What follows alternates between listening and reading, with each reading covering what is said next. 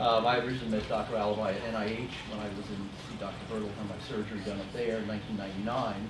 Through Dr. Alibi that I got my Bioptic, and well, which has led to me learning how to drive at age 50. He's presented, last time he presented with us was in 2003 at our Baltimore conference, and was quite a popular speaker back then.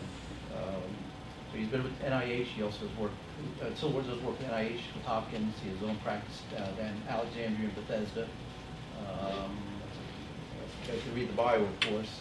He did found a low vision clinic at Inova Hospital, which is a big regional hospital here, which went for several years. And then he basically branched out on his own to his own low vision practice. So he's got 2 offices. He has a new doctor in with him, a new low vision specialist as well. And great pleasure to present Dr. Alibi.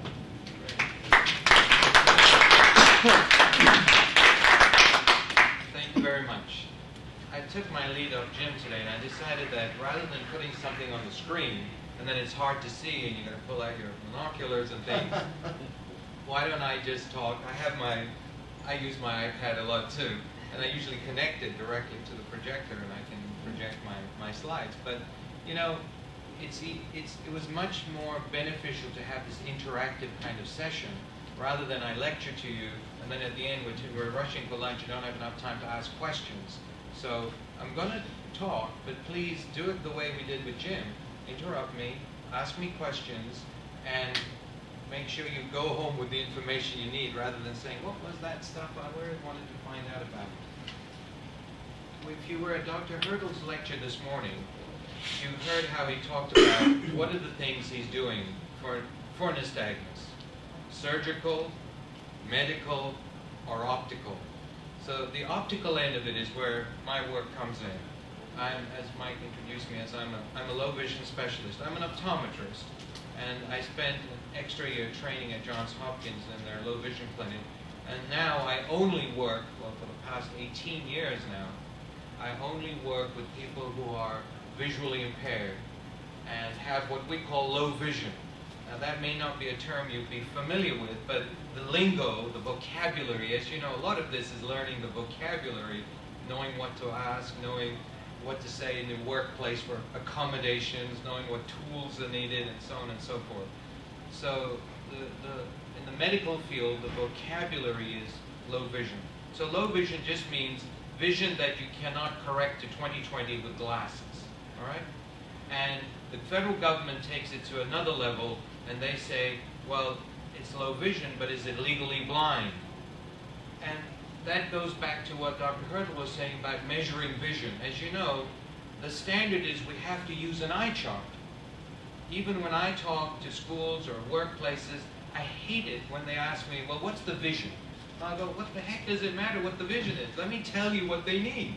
But they'll always say, but our rules are based on a level of vision. And the federal government works on this thing called legal blindness, and so do the school systems and the vocational rehabilitation departments. And legal blindness just means vision which at best corrected, glasses, contact lenses, is 20/200 or worse. All right, so 20/200, if you're thinking of your eye chart when you go to the eye doctor's office, the first letter, E, right? All of my patients know that. No matter what chart I put up, before they look at it, they'll go E. I'll go, caught you, it wasn't that chart. So I never use the E chart. So that first line, the first letter on the eye chart is the E. That's 20/400. The next line is S and L usually. Don't memorize these. Is 20/200. So if that's all you can see, technically, by the rules of the government, you're legally blind.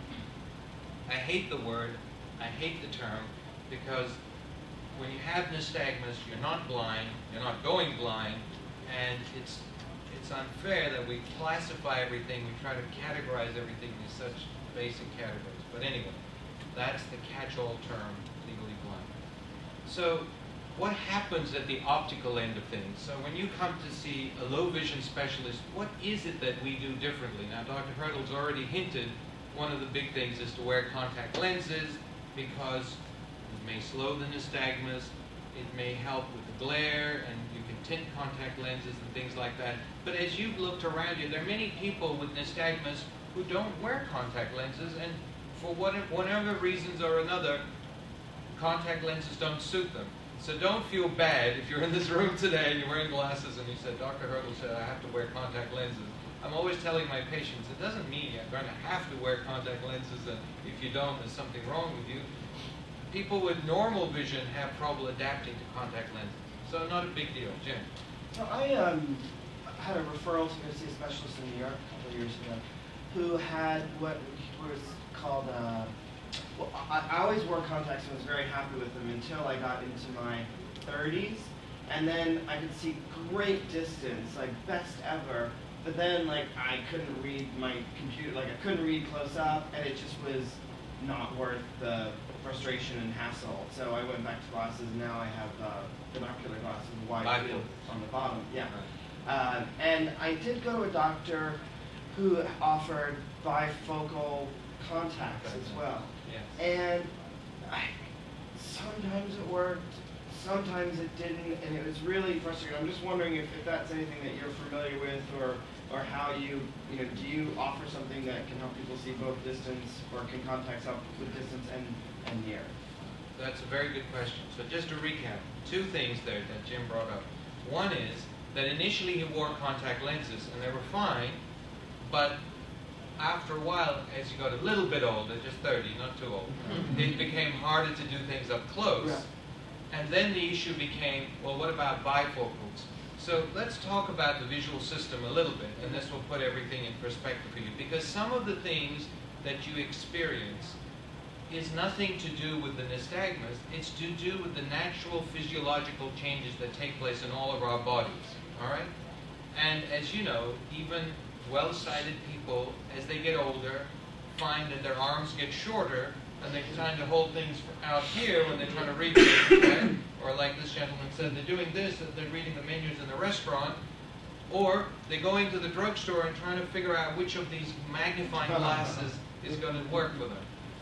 And that occurs because our eyes have a lens in them. We've talked about the eye much like a camera. If you listen to how Dr. Hurdle explained, does it very nicely. It's like a camera, and you have a lens system that does the focusing, and you have a sensory system, which is really the retina and the optic nerve, which does the imaging. And both systems have to work well in tandem so that we can see. The optical system, the lens system, really does its focusing up close. So when we have to see things up close, this is when the lens in my eye really has to work hard. Now I'm getting older, so I used to be able to see my hand here, now I tend to do this. And that's because that lens in the eye grows throughout our lives. And as it grows, it becomes thicker, and it loses flexibility. So as we get older, we can't bring things up close enough. Now what was the best strategy, as Jim pointed out? When you have a vision issue, what's the best way to overcome most of the things? Get closer, right? Where do you position your chair when you're watching TV? So close I can rest my feet on the credenza while I'm sitting there. Where do I have my computer monitor? So close so I can have it on an arm. When I read things, what do? I do it like this, right? But as you're getting older, that mechanism, focusing mechanism, is getting stiffer, so it's harder to hold things closer. Kids can do this great. You watch this little girl here. She's right up close to her thing. And she'll do that for hours and hours, no effort. But as we get older, it gets harder.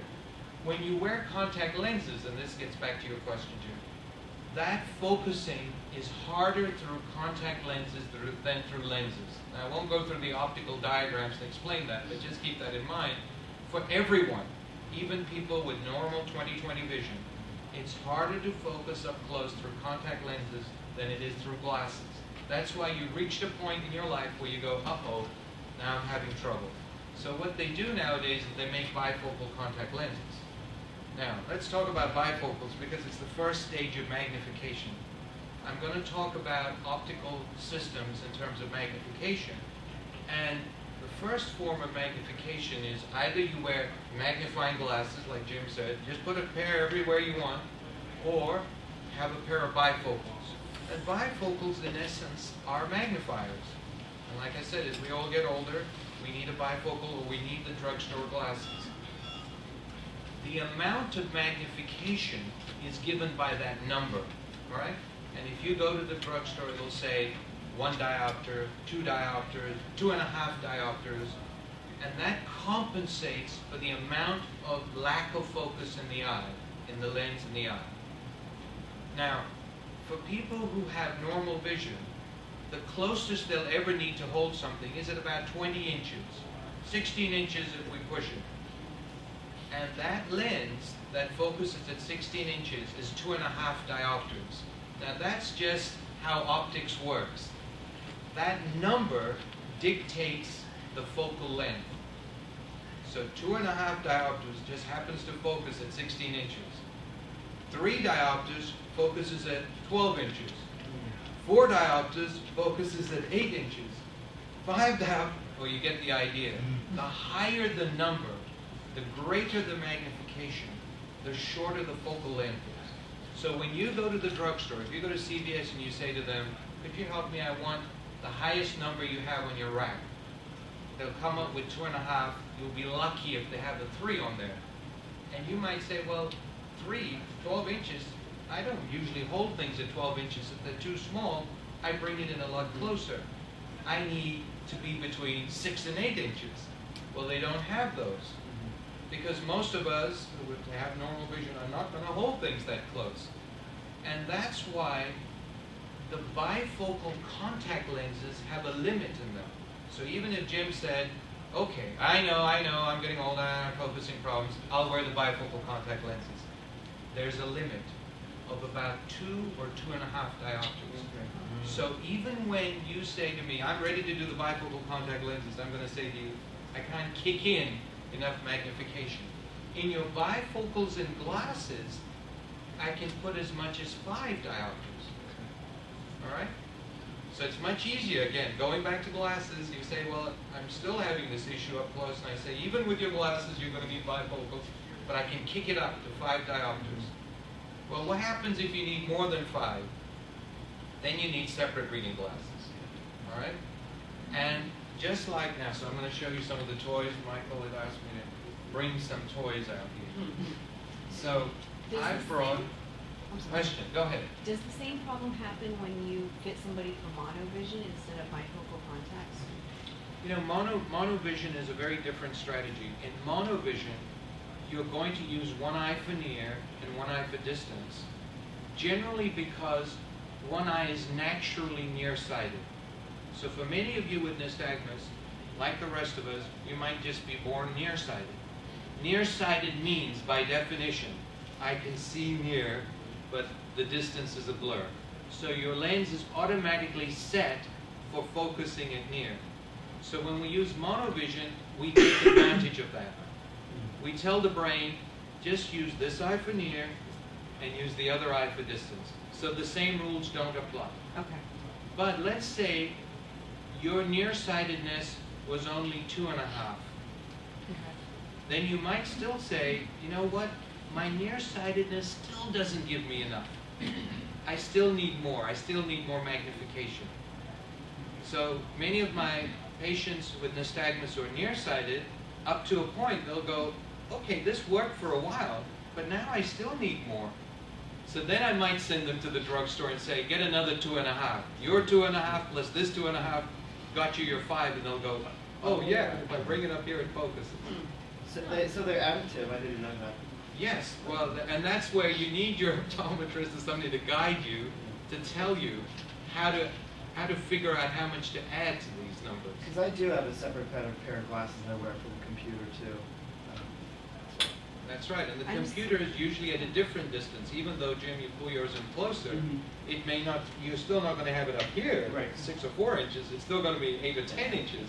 So you may still need a different lens for that distance. Okay. So this is what your low vision specialist is supposed to do. Wherever you live, you need to work with your low vision specialist, your optometrist, to figure out what your needs are, meaning what do you need to see, how much magnification you need, and then to prescribe accordingly.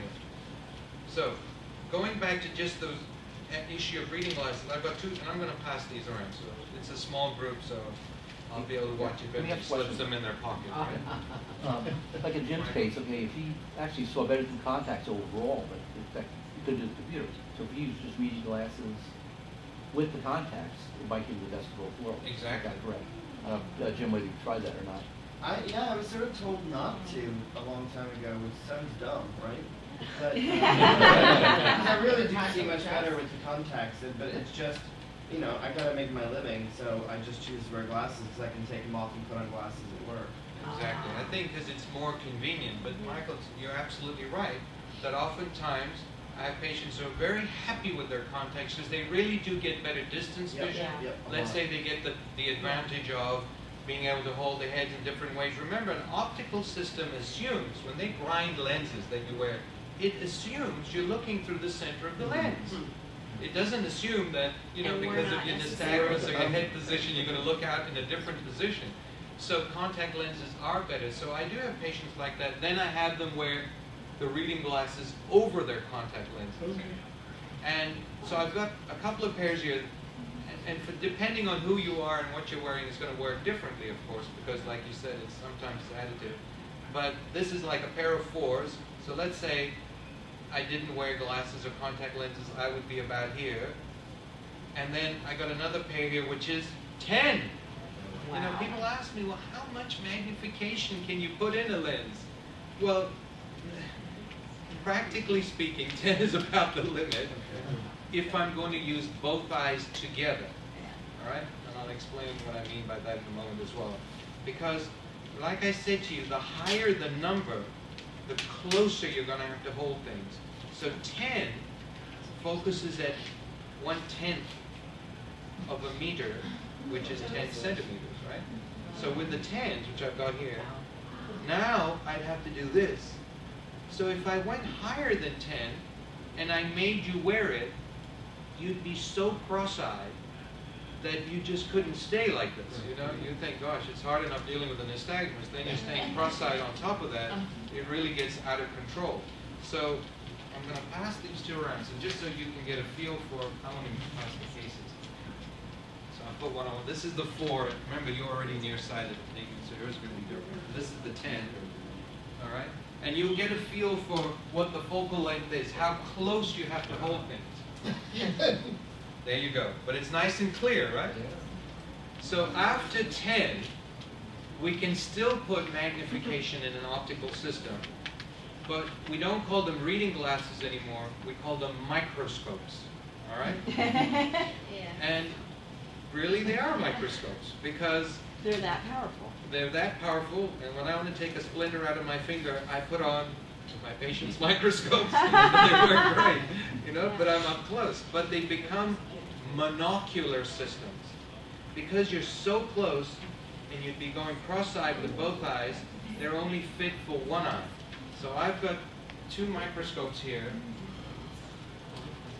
One is for one eye and one is for the other eye. And I want you to see the difference in terms of where the focal length is. These are still in there.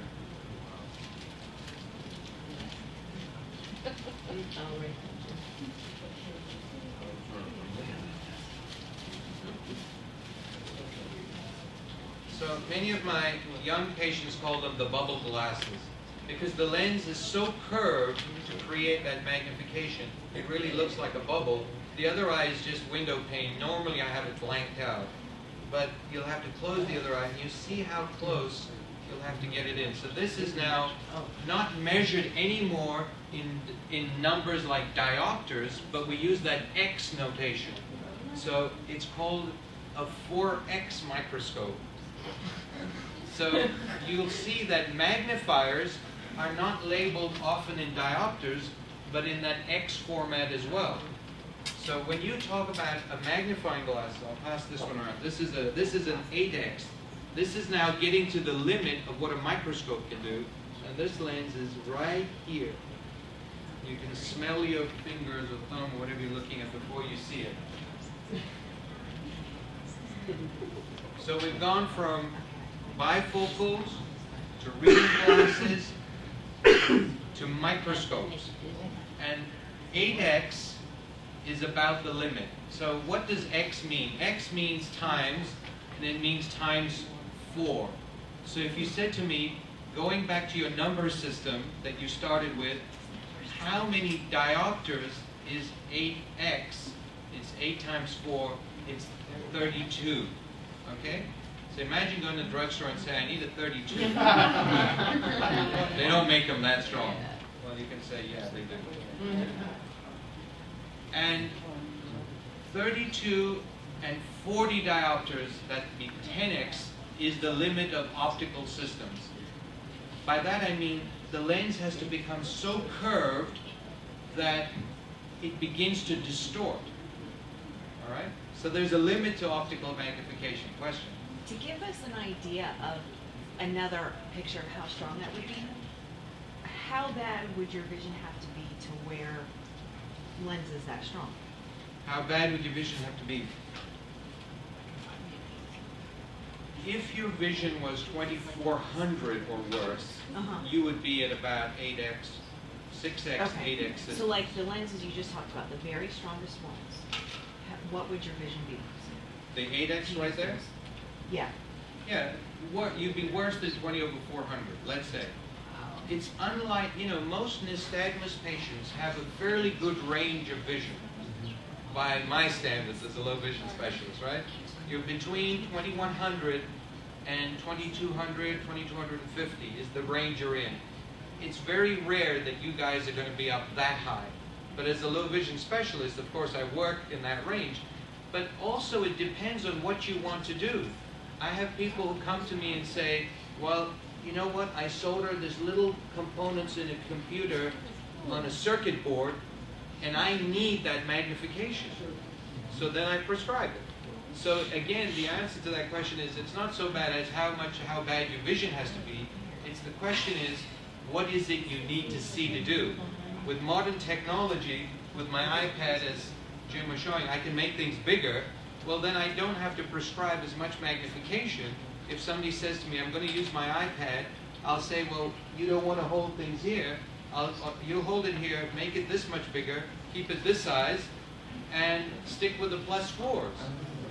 So that does make a difference.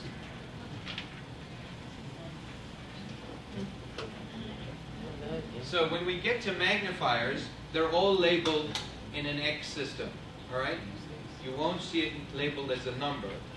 And now you know when you read on it, 3x, 4x, 5x, and you know what's the strongest magnifier you'll ever get. Not more than 10x. So when people say to me, I want a 15x magnifier, I'll say, well, it's going to be hard-pressed. It'll be some engineering tool which will be very hard to get a hold of. But conventional magnifiers start about 3x and go up to about 10x.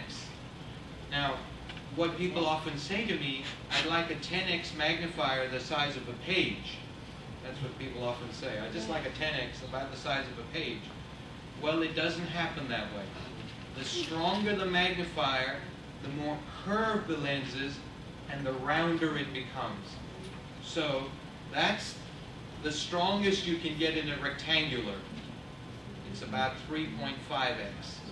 As soon as we go up from that, it becomes round. And what happens with magnifiers is the field of view becomes smaller, and the focal length also gets shorter. So you have to hold the magnifier closer, and so the higher it gets, the closer you get to it as well. So I'll send these around as well. Oh, okay. Yeah. I'll have to keep track of everything, make sure I get everything back. If I can interject a little bit here, this is a little tiny one that I get to keep in my pocket. So for restaurants and menus are small, I can pass this one around too. They're pretty cheap. I think it's a 5X. Yeah, and you can pass that around if you want. So Mike is passing around a 5X paquette. It's called a paquette. Thank you. And it's a handy dandy one, fits in your pocket. The ones I'm passing around have lights in them. And you know, you brought up this issue about light. And while we're on this topic of light, I'm going to tell you one of the most important rules about lighting is positioning. Light works on what we call an inverse square law, which means if you bring a light source twice as close, you don't gain twice as much light, you gain 4 times as much light. In the same context as talking about light, we talked about glare, and you all have a glare issue too. So remember, if you say to me, I'm going to use a 300-watt bulb, you've just increased your glare. And glare causes fatigue. For any of us, people with normal vision will not sit outside in the bright sun and read a book. Most of us who have good vision will say, we used to read the books under the covers of our bed with a flashlight. That's the time you can read for longest, because the visual system fatigues under light. So the key thing about light is, you can have your, what kind of apartment did you call it, Jim? Chic. Chic apartment. All right? This could be a chic apartment. If we turned off these spotlights, we could just have this chic looking apartment. But the trick is, wherever you can have a light, have a gooseneck lamp like this with a 60-watt bulb in it, because you now know if you're going to get it that close, you don't need more than that, and have your surfaces illuminated. So whatever you're doing, your task lighting, essentially that's what you came to, is your little task lighting. Your task lighting should have low wattage, no more than 60 watts, and it should be up close to what you're trying to see, and that will give you the optimum amount of light. All right? So light works on that inverse square law. With light comes this issue of glare, and for glare, there are different filters. And somebody touched on that and said, oh, I wear my blue blockers, I wear yellow, I wear amber. So what's happened over the years of practicing, I have collected the different colors that my patients find effective, all right? Because people say to me, what color should I get? And I don't know. A lot of this is trial and error. So I've collected these paddles. So I say to all my patients, all right, start doing this. And test it under different conditions. Looking around in the room, because we have this glare. Looking outside, looking under different light levels. So I'll pass these around. And this is how I determine whether I put it in contact lenses, whether I put it in a pair of sunglasses, or whether I have somebody who just says, you know, I have a lot of glare sensitivity and their glasses are lightly tinted. Have you found, it's so funny, you know, I wear transition lenses, right, that get darker, and I just found some pictures of me from like in 4th grade. Apparently I had them back then too, like I've had them for a while. Went years without having them, now I have them again. I find though, I have a lot of light sensitivity. I actually don't get really as dark as I would like them to. And I wonder if there's some other brand or some other, you know, kind of transition lens that you can get that will actually get darker. That's a very good point Jim makes. That, you know, the transition lenses are the ones you go outside to get dark, you walk inside, you gets light. If you look at the TV commercials, you think, wow, isn't this phenomenal? Well, in real life, they don't work like it works in TV. Surprise, surprise.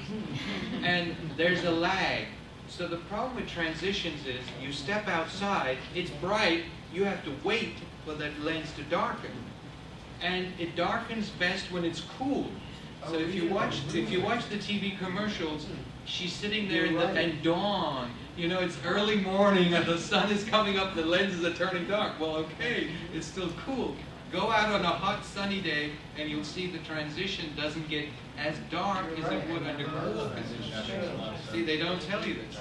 So, for 2 reasons. One is this lag, this delay, and secondly, because it's temperature sensitive, I don't like the transitions, personally. But transitions have come out with something called transitions extra active. It starts a little bit dark, and it gets even darker outside. So that's better, not for everyone. Again, we do this kind of experimenting. In my office, I have the transition extra active in its natural daytime, indoors darkness. And I'll have people try it, and then I'll say, now go and stand outside for a while and watch it get darker and see if they can adapt. Question? Actually, it's funny. I also had transition lenses when I was younger, and they were similar in the sense that they stayed a certain tint throughout the day. But over time, I found that very difficult. And now I have transition lenses again, modern ones that start off clear and get darker. But I based on what you're saying, I can understand now that difficulty in having to, everyone's different and different tints. Exactly. So the transition, so it's still good to have a pair of sunglasses. And nowadays, of course, you can get wraparounds, things that fit over the glasses, which have a little bit of a lip on them that cuts out the glare. Don't underestimate a good old-fashioned hat. And I tell my patients so often, wear a hat, wear a visor. It immediately cuts out direct glare. And people often say, but I'm not getting the UV protection, right? We all want to protect our eyes from UV light. Well, physically, just doing this cuts out 90% of UV light. So it's pretty effective on its own. And modern lenses are made of polycarbonate, which is a natural UV protectant anyway. All right? Let's switch gears to distance magnification. And that's where we talk about telescopes or monoculars. So just like you have magnification for glasses, there's a range of telescopic magnification. All right? And these are called monoculars, not monocles. You remember what a monocle was? The old-fashioned days? Like the guy in the Mr. Peanut. Mr. Peanut, yeah. Exactly. Mr. Peanut has a monocle. These are monoculars. But everybody calls them monocles. Just vocabulary. So they come in different powers, different ranges. Okay? And the smaller ones are low powered. The longer barrels are the stronger ones. So why not just have the strongest monocular? Well, you notice that in the optical systems, there are disadvantages of having too much magnification, and there are disadvantages here of having too much magnification. Generally, the lower the power, the wider the field. The higher the power, the narrower the field. Okay? So you might say, well, how do I decide what power telescope monocular should a patient use? Well, I try to set a target. That lady said, when I look across, I just need to be able to see what time it is. You said, I need to tell what the gate number is. She might say, I need to see what my teacher is writing on the classroom. So based on what the goal is, I set the power of the telescope. So let's just say, for the sake of argument, that we don't need 20/20 vision to function in this world. 20/40 is good enough. We're allowed to drive with 20/40 vision. When a teacher writes on a board, she might write at about 20/40. And let's say your natural vision is only 20/160. I'm just keeping these numbers simple. Then a 4x monocular would give us 4 times magnification, which essentially would bring that 4 times closer, which effectively would be 20/40. 40 times 4 is 160. That's how I calculate. So that's sort of a ballpark. I don't aim for more than 20/40 vision, unless somebody says to me, well, like this lady said to me, I work for a cab company, I have to look on that map on the wall and tell where the next cab I'm going to dispatch. Well, she needed 20/20, I had to give her a stronger telescope. So these are monoculars. I'll just pass the whole box around and you can look at the different strengths and different powers. On the right-hand side are ones I attach to glasses, and I'm going to talk about those, because those become bioptics. So just like we talked about bifocals, having the magnifying for reading in the glasses, you can now have bioptics. Could you do me a favor and show me yours, because yours is a very good example. This young man, what's your name? Matthew. Matthew has a telescope mounted on his glasses. We call it a bioptic because just like bifocals, the magnification part is out of the way. It's a second layer, and he only looks in there when he needs to see something far away. Just like if you have a bifocal, you only look in it when you need to read. So when Matthew's wearing this, can I demonstrate this, Matthew? Are you going to come and demonstrate? Yeah, come on. So when Matthew's wearing these, typically he would look underneath the telescope. And he would only look through the telescope when he needs to spot something. So it removes this thing. I've got to take this thing out of my pocket, take a look at it, put it back in my pocket. Here, he's wearing it all the time. So in a school setting, is that where you're using these, Matthew? No, probably it's going to Okay, he's going to use for driving. And I'll talk about that in a moment as well. So in a school setting, or let's say for driving, you couldn't do this one hand on the steering, one hand on the monocular, you know, one hand you're trying to ride, one hand. So texting. one hand is texting, right? Right. It's easier to mount it and to use this as a bioptic. So this is the conventional bioptic, where it's like those ones I'm passing around, except it has a fixed focus, it's not focusable, and it's set for infinity, let's say. Okay? Then there are thank you, Matthew. Oh, don't pass it around. I'll pass one of mine around. I would hate for that to be Yeah, I bring mine, but mine does have it. Yours is what? Architect, it does show up. Exactly. So I'm going to show you. Do you have yours? No, I should have brought All right, it's all right. It's all right. I have a different design bioptic here. I'm going to pass it around. It's made by a different company called Architect. Again, it's 2 layers. This time, I look into this, and you'll each have to adjust this for yourself. And there's a focusing wheel here in the center. So I can set the focus. So now, I'm driving along, and I look through the telescope, and I can get the detail. But I have to learn to do this very quickly. Now, Michael will tell you all about this, because he went through this program for bioptic driving. Let's talk about driving, because for every young person, that's a rite of passage, right? And make sure you're actually looking through everything when you try to focus it. The rules for driving are, you got to go into the DMV office, put your head in that machine, and read those letters, right? If you don't get it, take this letter back to your eye doctor. You go to your eye doctor and they look at you and say, what do you mean you want to drive? Don't you know you're legally blind? All right. The first thing you need to understand is there is no correlation in the scientific literature between reading letters on an eye chart and safe driving. In other words, they've done hundreds of studies trying to figure out what level of vision constitutes safe driving based on looking on the eye chart. And guess what? There's no correlation. You could only be able to see the big E, or you can see 20/20. In fact, the insurance industry will tell you the most dangerous driver is a young male between the ages of 18 and 29. Right? Sorry. Sorry, Juan.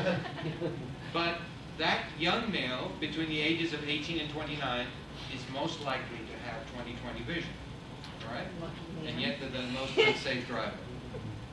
So there's no correlation between visual acuity and driving. It's more like what Dr. Hurdle was saying, is that overall sense of what's around you.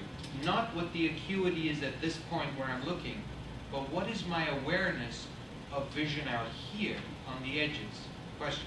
Well, it's not really a question, more of a comment. One of the things somebody said about driving in a past conference is that we, as people with nystagmus, are more used to our, I guess, whatever our capabilities are and our limitations are, and we can work with our limitations better than somebody who had 20/20 vision their whole life and then developed bad, developed bad vision all of a sudden. You're exactly right. So what she's saying is, and I'll put it in a different way, is if you're born with a congenital vision issue, so you guys from day one, like Dr. Hurdle showed, from 4 to 6 weeks, 6 to 8 months, you've developed your nystagmus, you've become visually impaired, and you've seen like this all your life function far better than somebody like myself. If I was to suddenly develop nystagmus and have low vision, I would have far more difficulty adjusting and coping. Far more. So acquired vision loss causes far more functional issues than congenital, let's say, visual conditions. Yeah, and we're going to be better drivers because we know our limitations. You know your And how to limitations work and you're with well them. adapted to your Yep. vision. So this argument has been made to all the DMVs throughout the country, except the rules for driving are governed by law. And so it isn't the DMV that's the issue. It's the people who make the laws, people in your state government who have the issue with this.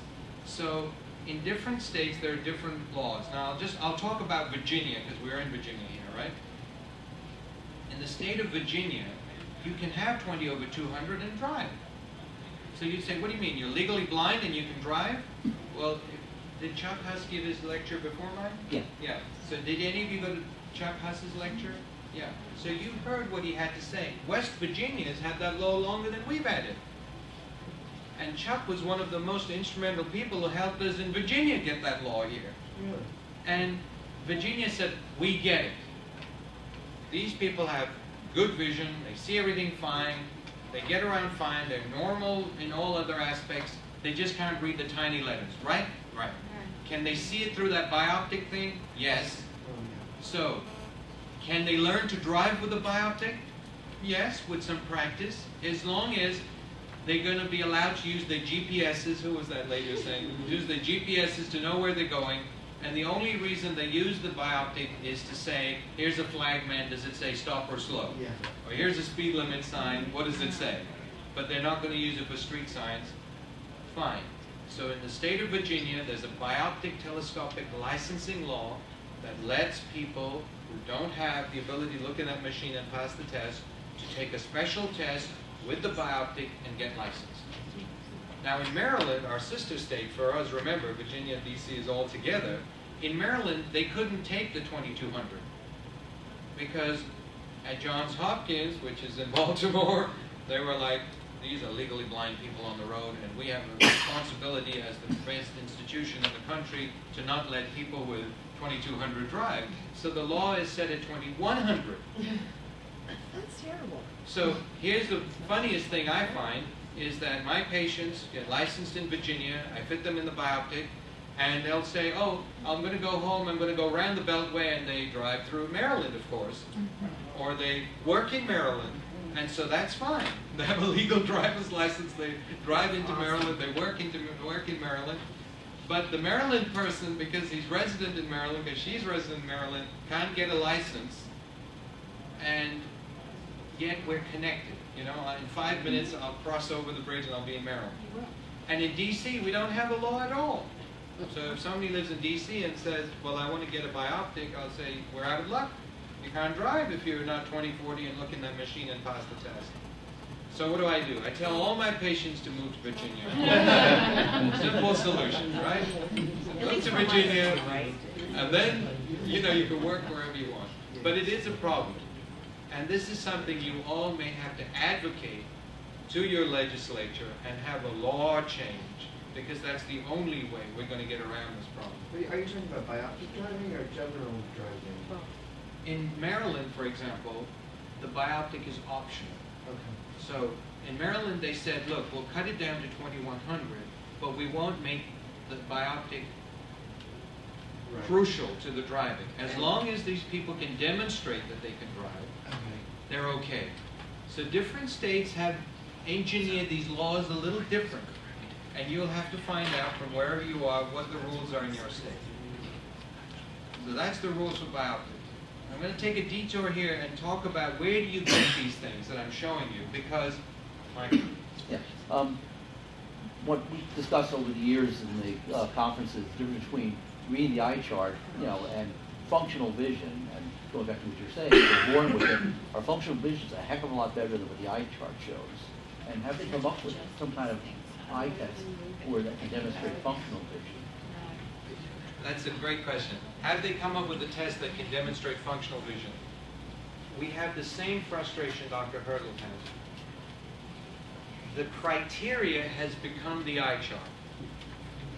Resolution, visual acuity.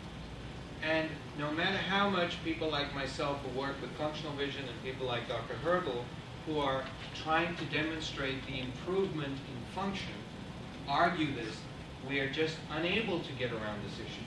So what we have to do is to supplement and make the case that visual acuity is one component. There is more to this. Now, I'll give you an example of this where it has come out in stark detail. A miniature telescope was recently developed by a company in Israel. It's called the implantable miniature telescope, designed for people with low vision. So instead of having to wear those telescopes stuck to your glasses or hold it up to your eye, they actually insert it inside the eye. Okay? Wow. And what they do is they replace the natural lens. Remember I talked about there's a lens in the eye that does the focusing. They remove that lens and they put this miniature telescope in the eye instead. And it's a technique that they could move to very easily, because when we do cataract surgery, remember Dr. Hertel said people get cataracts, that lens turns yellow like a fried egg and they can't see through it. Well, in cataract surgery, which again, as we all age, we will all get cataracts, they remove the lens and they put an actual lens back in. They put an artificial lens, I should say, back in. Well, they said, what if we took that lens out and we put a telescope in? So this company, yeah, and in the future it will be a bionic eye, I guess. Now the problem with this telescope is you only have vision like you do when you hold that thing up in that one eye, like a telescope. So the two eyes never work together. Number one problem.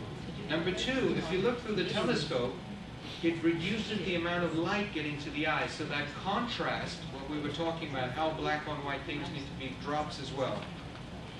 But when this study was done, and I was part of this study, and I have 10 patients who walk around now with a telescope in their eye. When the study was done, the criteria the FDA used was how many letters can they see on the eye chart? Well, guess what? All of them were like, wow, look what we would write down these numbers, and it was phenomenal. But if you say to the patient, how is it? They go, it's awful. I can't use both eyes together. I go, one eye got the telescope, one eye that's this thing. I've lost the periphery in this eye because now it's all telescope. And the light levels are completely different. This eye's nice and bright, this eye's dim. None of which we could report to the FDA. Because the FDA said, just tell us what the level of acuity is. And the company that made the telescope, of course, were saying, look, the data is great. So this was one situation in which we did go to the FDA and say, you're using visual acuity as the only criteria, you're missing a big part of the picture. And they had consumers, they had my patients come forward and testify in person at the FDA about what was it like to have this thing in the eye, and how did they really function in the real world. So this is a long way to answer your question, Mike, is to say the FDA finally agreed and approved that visual acuity cannot be the only way to judge whether a medication, a visual prosthesis, a technique of surgery is helpful to the eye. You now have to include measurements of contrast sensitivity, of glare, and of patients' subjective impressions of how they're doing. That's the only way we're getting around this thing. Yeah, it's still not really sufficient. But as far as the DMV goes, they'll say, look guys, keep it simple.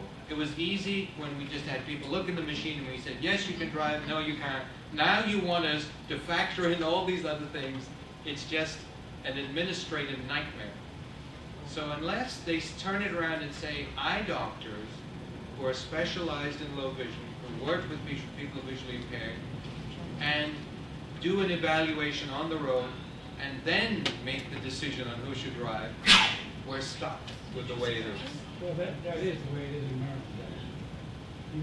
You don't have to take an eye test at the DMV. You can bring your doctor's certificate in your own. But your doctor is bound by the law still. You know, often people bring me the certificate and say, just sign it. I said, what it says here is enter the level of vision. If I enter 2200, I can do that. I can sign it, but they don't accept it. See, that's the difference. But of course they do that. That was done because they wanted to make sure if anybody had a vision problem, never been to an eye doctor, and they failed the screening, they would automatically get screened. That's why we have that authority. But it does not override the law.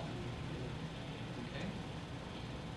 So, in the interest of time, there was a lot of questions I'm going off from the lecture before, was people kept saying, where do we get these things from? These visual aids are not covered by your insurance. These are not typically covered by whatever insurance, even if you have eye insurance, you know, people say, I pays for my glasses.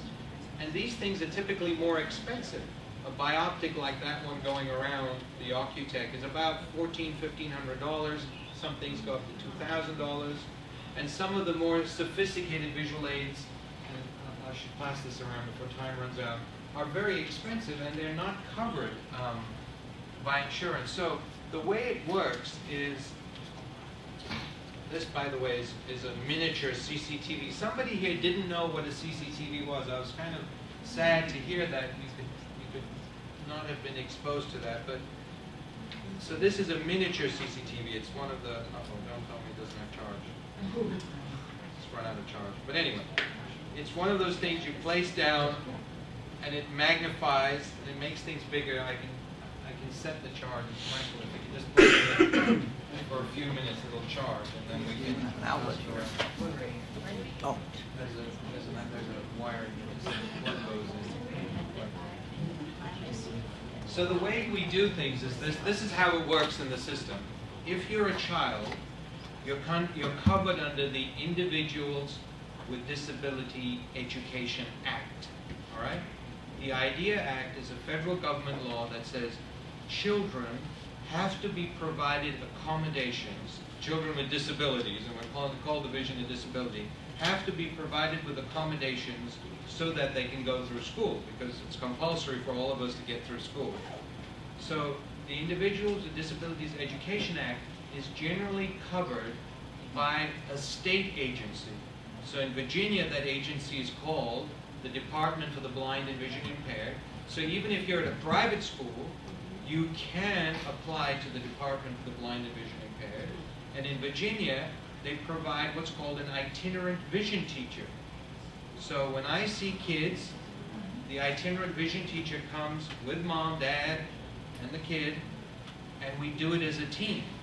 I will say, itinerant vision teacher, tell me, what are your impressions of this kid in the real world? Like Dr. Hurdle said again, it's very hard for me, sitting on an exam chair, looking at an eye chart, to extrapolate all that into the real world. So the itinerant vision teacher is my interface and will tell me, well, Joey's having this issue, and I watch him in the class, he's doing this all the time. And we build the visual aids around what the itinerant vision teacher tells me, what I measure, what tools we test and we see are effective.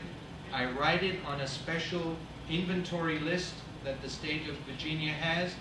And those items are provided from Richmond, from where the department's headquarters are, to the itinerant vision teacher, who then provides them to Joey in the classroom and works with him and shows him how to use it.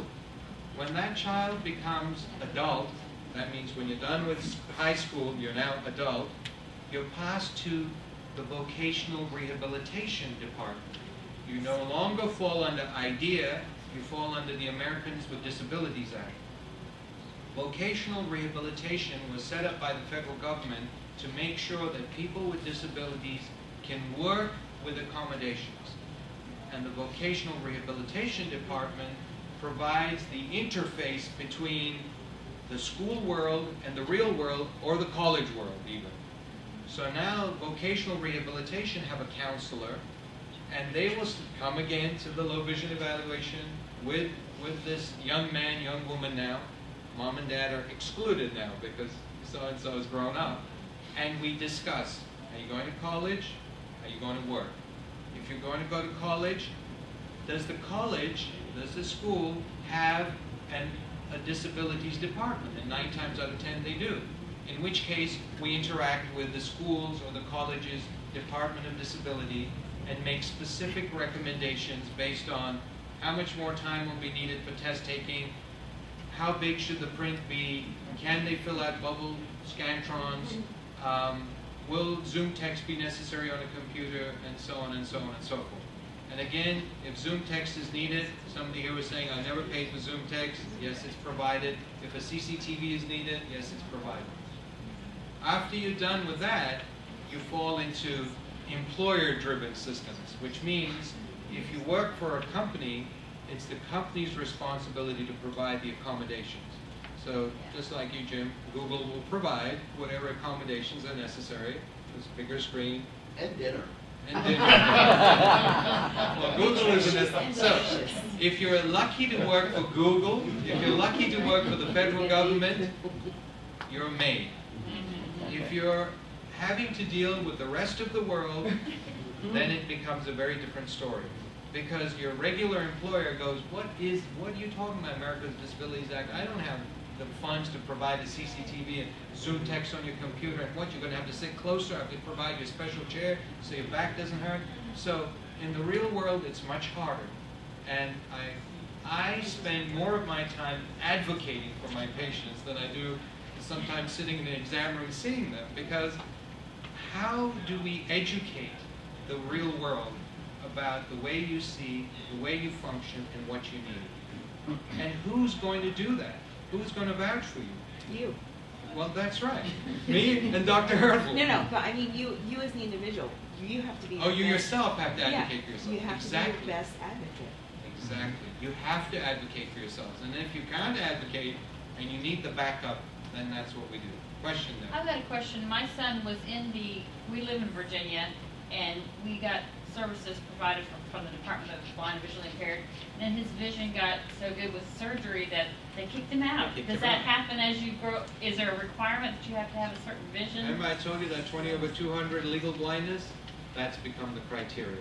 Yeah, see, we don't meet that. Yeah, and So that if you're becomes a problem. 20/70, 20/80, you're not even considered low vision. Exactly. That's why we've coined the term low vision. That's why I don't like to use that 20/200 legally blind. I never argue on basis of the law says 20/200 or not. What I argue is on function. It's going back to what Mike is saying here. We cannot do this based on acuity. So oftentimes, let me go to the other extreme. I write a lot of disabilities for people. So let's say Jim came to me and said, you know, my eyes have got worse. I just cannot keep up with this. The amount of reading I have to do on the computer, and I'm getting headaches, I'm exhausted, my efficiency has dropped. Now Google says, you know what, Jim, he's getting lazy. Now that we give him dinner every day, he thinks he can slack off. We're just going to fire him for inefficiency. So that's where I have to step in and say, now wait a minute, guys. He's been a good employee. He's worked hard all his life. He's now having trouble. He's stressed. His visual system is stressed. He's taking time out sick because he can't deal with it. They'll go, well, is he legally blind? No. But I'll say he's functionally blind for the work you need him to do. He cannot maintain his efficiency. So oftentimes I have to argue that way. I write a lot of disabilities based on that. And there is a provision in the law for that. All right? There is a provision. So when it goes to a judge, whenever we have court cases, and unfortunately I get involved in those too, the judges usually agree because they go, what, this stuff doesn't make sense. Tell me, how does this person function in the real world? Who's the expert who can discuss that? So people like myself and Dr. Hurdle come and discuss exactly this kind of stuff. We'll say it's not based on what they see on the eye chart. That cannot be the criteria. It's based on how efficiently they can do the work, what accommodations are needed, and if even with accommodations, if we can't get them to do that, then they're disabled. For your case, I would say this child still needs the accommodations because the vision is not normal. Right. You're kind of stuck in limbo. You're not Exactly. bound to be. So it's a lot of advocating. I think you said it best. It's a lot of advocating, and the more strongly you can advocate for yourselves, the better. We start with kids this age, teaching them how to advocate for themselves. That's the first thing the itinerant vision teachers teach all the kids is you have to go up and tell your teacher you can't see that. You have to tell your teacher you can't do that. You know? It's not always easy to do. It's not. It's not. You know, I'm assertive for myself. I don't necessarily like to talk about my nystagmus with people because that's my own deal. Right. It's No, not it's that I'm not. ashamed of it, but it's like, I don't want the stupid questions. No, it's true. It's not easy. And it's, you know what it is? It's ignorance. The whole thing, It the is. world is ignorant. They can't look at you. Well, if your eyes are moving, they'll go, I don't know, I've got shifty eyes. But they really don't understand. Because they say, well, you walk fine and you don't use a white cane. What do you mean you're legally blind? Yeah. They won't understand. So it's a lot of education, you know. And a parent was telling me that their school wasn't willing to make any adjustments because they couldn't understand why is this child needing this? What's different? Well, I often even go to schools and talk to the schools, you know. I always try to go in a non-provocative manner. I always say to somebody, do you think it'd be helpful if I came and gave a presentation on vision? Or do you think it'd be helpful to the school if we gave a classroom talk about how the eye works and build this vision part into it? I try and do things like this and come in a very non-aggressive way, because what employers do is they simply find another way to get around the problem. They'll just say, oh, we're not basing it on the vision at all. It wasn't the vision that caused this person to be fired. So it is a struggle. I agree. Anyway, I think Mike, you're going to stop me now. No, actually, it's a certain lunch at quarter of one. We probably go into 10 minutes of questions and discussion. So, okay, go ahead. Question. Well, what if you're working for a company and they don't want to provide you an accommodation, but you don't want to be on disability? Yes. The disability is not enough to live on. Yeah, if you have a company that doesn't, and I always tell this to all of my people who are working, I'll say to them, when they come to me and say, I'm having a hard time at work, and I don't know what to do. I'll say, first of all, are you in good terms with your boss? Can you sit down with them over lunch and just say, it'd be really helpful if I could have a bigger monitor. It'd be really helpful if this light was cut off and I could just have a shade for my window. Now, if they're good and they like you, they'll go, sure, whatever. If they're not, they'll say, well, you have to go to HR. This is where we run into issues. Then what happens is I write to HR and I'll tell them. I'll say to them, well, under the Americans with Disabilities Act, you're going to have to provide some reasonable accommodations. And HR can go one of two ways. They can call me up and say, you tell us what this person needs, and we'll begin working on it. If you want us to come and take a look at it, if you want us to understand it, or I'll get a notice from their attorney that'll say, yes, we're now representing this company, and we're exactly. Then we're up for it. So I can't tell you how many of my patients just leave certain jobs, or they're forced out. Or they're forced out by because of other this. ways. They'll find other ways. They'll to find listen. exactly. Like It's they'll a say, problem. oh yeah, it wasn't your vision. It wasn't that you needed a bigger monitor and Exactly. we didn't want to provide it. It was that it was something else. It was, We caught you were late or something. Yeah. Like X Yeah. amount of times. Yeah, Get and it's company true. policy. It's unfortunately, we think we don't have discrimination in this country, but it's not true. It does happen. And we think people are protected by the Americans with Disabilities Act, but guess what? The reality is something else happens in the real world. And, sometimes I just say, we're going to fight this. We'll go all the way, and it's difficult to do, it costs money, and it's emotionally very trying on my patients. So I have to make sure that one of my patients, if I'm going to do this, my patient is mad and ready to fight this no matter what. But if I feel they're emotionally under stress, I'll say, okay, let's find a way out. And I'll say to the company, are you going to grant them disability? Are you willing to give them the disability out? If they are, we'll take it. yeah, that's basically was my situation with my job. But I can't afford, I can't live on disability. Right. It's So not what we have to do then is, once we get you out on disability, we go back into the workforce, because again, you Right. fall under vocational rehab, and the federal government will fund you for retraining, and we'll find another position in another place. Most of the times I tell my patients, look, this was a terrible thing, because it's been a long ordeal. By the time we get to this point, I'll tell them, look, you need some time. What we now do is we go get some education, courtesy of the federal government. Because now you're disabled, they're going to pay for education to upgrade you.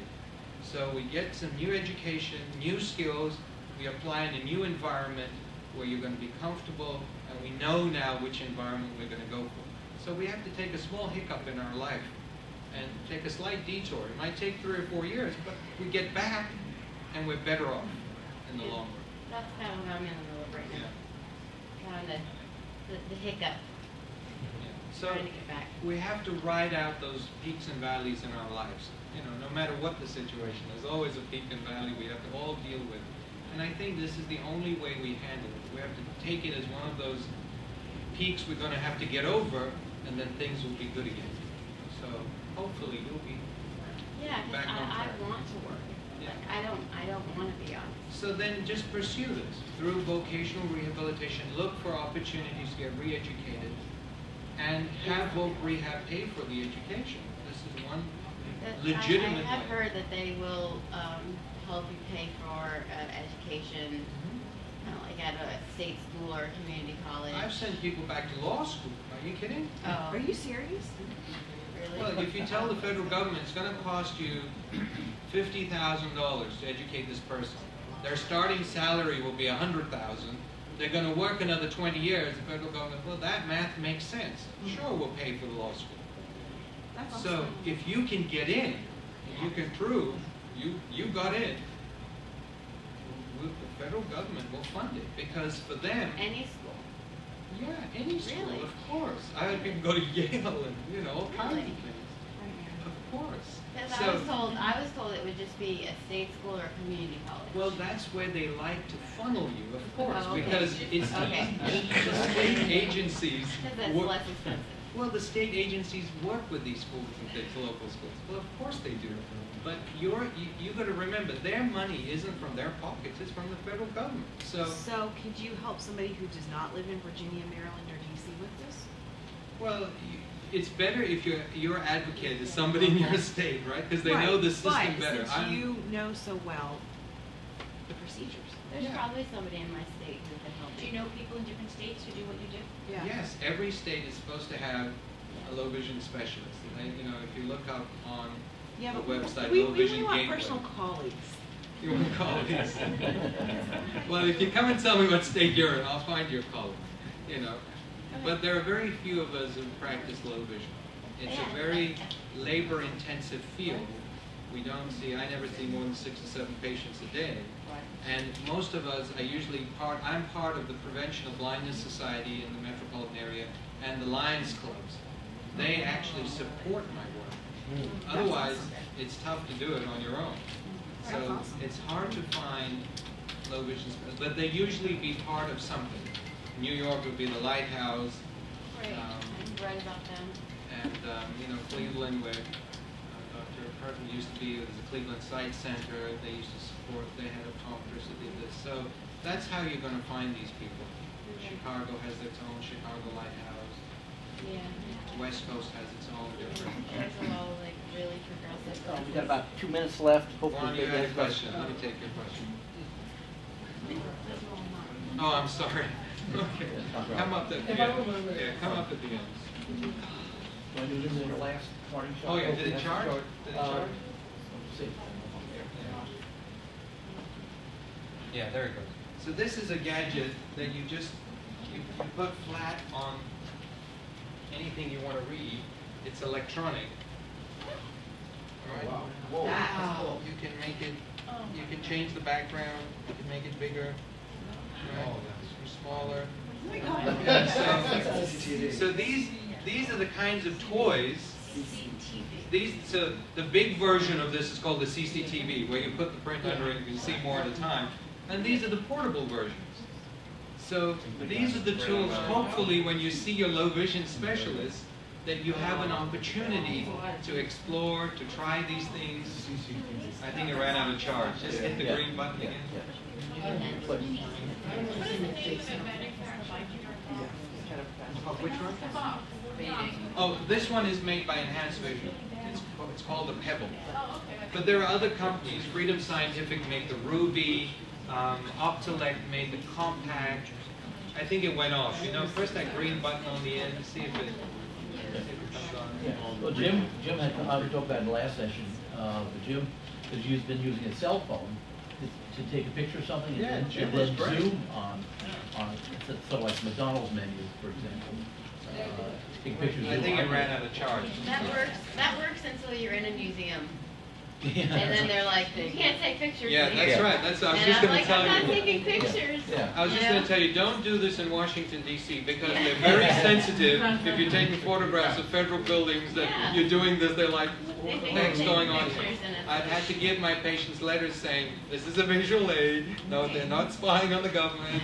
They're not terrorists, So, Those are the yeah. type of things that a technology grant is good for. So if you're an A&M member and you have a need for something like that, that's what technology grants are set up for. So Okay, unfortunately, we're really about out of time, and it's time to go to lunch. Well, thank you. Dr. Hurdle, Dr. presentation. We'll see you again at an assistive presentation, and a little token of appreciation. Thank you. I love these greenbacks. So, Lunch is at 12:45 in the Commonwealth Room, same place we have breakfast.